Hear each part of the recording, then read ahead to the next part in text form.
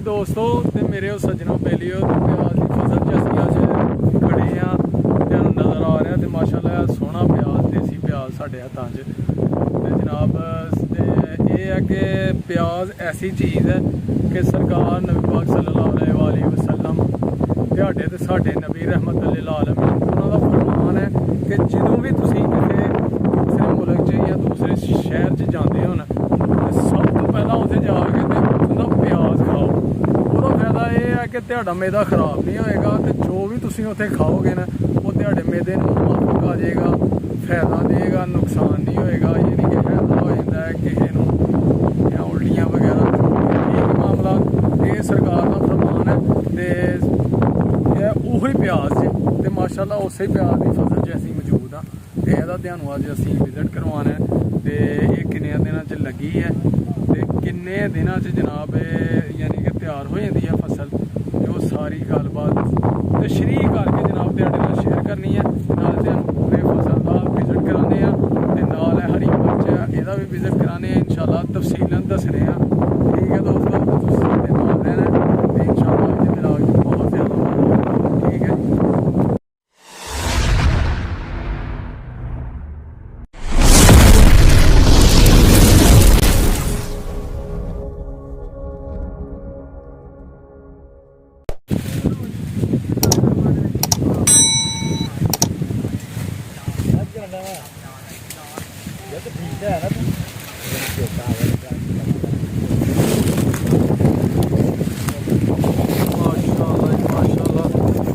देसी प्याज लाल सूबे दे लाल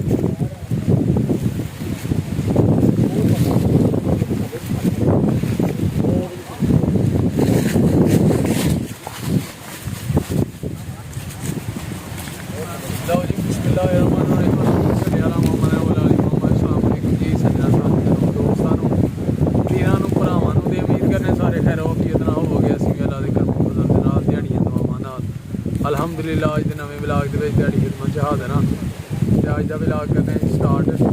ब्लॉग शुरू करने तो पहला एक रिक्वेस्ट कि जेह्ड़े दोस्त साढ़े चैनल ते नवें ने वो साढ़े चैनल सबसक्राइब कर लो, लाइक कर लो, शेयर कर लो दोस्तां नाल सज्जनां साथियां नाल ते बैल आइकन दे बटन नूं दबा लो कि जदों भी नवीं वीडियो आए तुहाडे तक जरूर पहुंचे। वीडियो मुकम्मल देखनी है, मज़ा आएगा इंशाअल्लाह अज दे ब्लॉग दे विच। ते ए जनाब असीं इस टाइम प्याज की फसल च मौजूद हाँ जी। माशाअल्लाह फसल बिल्कुल तैयार है। यह प्याज पुटिया दा ते जनाब है देखो किन्ने खूबसूरत माशाअल्लाह प्याज ने लाल रंग दे देसी। ठीक है दोस्तों, तो इस तरह यानी कि असीं इहनूं कट लैना है। यानी कि तना लैदा ते जनाब प्याज लैदा कर दिता है। फिर हुण मंडियां च जाना है, सप्लाई साढ़े तक तुहाडे तक पहुँचनी है ते फसल तैयार है जी ये माशाअल्लाह। ते मजीद जाके ना फसल दे विच पैली च पुट के नवाने तुहानूं अपने हत्थ नाल प्रैक्टिकली तुहाडे नाल शेयर करने आ। ते ये सज्जनों फसल जिहड़ी 90 दिन च तैयार हो जाती है। यानी कि जनवरी च प्याज लाया गया ही ते हुण अप्रैल दा महीना है ते जनाब इहनूं यानी कि फसल तैयार है तो इनू पुट लिया जमीन चों ते अज जनाब वो पुट के ते इस तरह हुणे मंडी जाना है सुबह, फिर दुकाना ते फिर साढ़े तक पहुँच जाना है दुकाना दे रस्ते जनाब। माशाअल्लाह सोहना प्याज है यार। ठीक है जी, तो हुण चलिए पैली जाके तुहानूं विजिट कराइए ते नाले अपने हत्थ नाल पुट्टिए ते इहदा विखाइए तुहानूं पौधा किस तरह जमीन दे विच लगा दा है ते प्याज किस तरह मिट्टी च तैयार होया दा है। माशाअल्लाह मरचां दे पौधे लगे ते जे मरचां सबल हरियां मरचां ते जनाब इहनां नूं माशाअल्लाह फल लगा दा है। वेखो जी खूबसूरत जनाब है फुल लगे दे ने माशाअल्लाह ते मरचां भी लगी दियां ने लेकिन अजे हैन पूरे फले दे नहीं पौधे।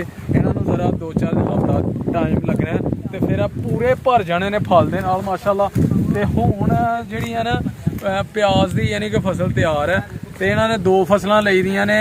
एक पैली दे विचों जिहड़ी पैली तकरीबन बिघा पैली लाई दी है ते इहदे विच उन्हां ने ना 2 फसलां लई दियां ने यानी कि प्याज दी ते मरचां दी। प्याज पुट लिया उन्हां ने, प्याज हुण सेल करना, ओहदा जिहड़ा खर्चा बचया ना वो सारा प्याज नहीं पूरा कर देना ते मरचां ने जिहड़ियां समझ लो दोस्तों कि प्रॉफिट ही है। ते जनाब असीं आ गए हाँ जनाब प्याज लगा दे है। देखो जी माशाअल्लाह कैमरामैन चेक करवाओ। तो यह वेखो जनाब प्याज माशाल्लाह ए जमीन दे विच ते बिल्कुल रेडी। ते यह वेखो जनाब किन्ने किन्ने यार वड्डे प्याज ने ते माशाल्लाह लाल रंग दे ते माशाल्लाह जनाब देसी प्याज यार हैं दोस्तों। यह जी प्याज की फसल मुहाने असीं पुट के ते क्या बात है यार। देसी काम ते पंजाब दियां बहारां ते यह जे पंजाब दियां बहारां जनाब। ते हुण दिल करन डया कि इत्थे ही जनाब धो के ते प्याज खा ली मज़ेदार प्याज यार हैं क्या बात है माशाल्लाह यार। विच अजे प्याज छोटे ने ते विच जनाब तैयार हो गए ने। वो जेह्ड़े छोटे ने उन्होंने पुट्टना नहीं, वो कुछ दिन बाद इंशाल्लाह उन्होंने भी पुट लेना। ते जेह्ड़े तैयार हो गए ने प्याज वो जनाब असीं अज ही पुट लेने आ ते तुहाडे नाल शेयर कर दिन्ने आ।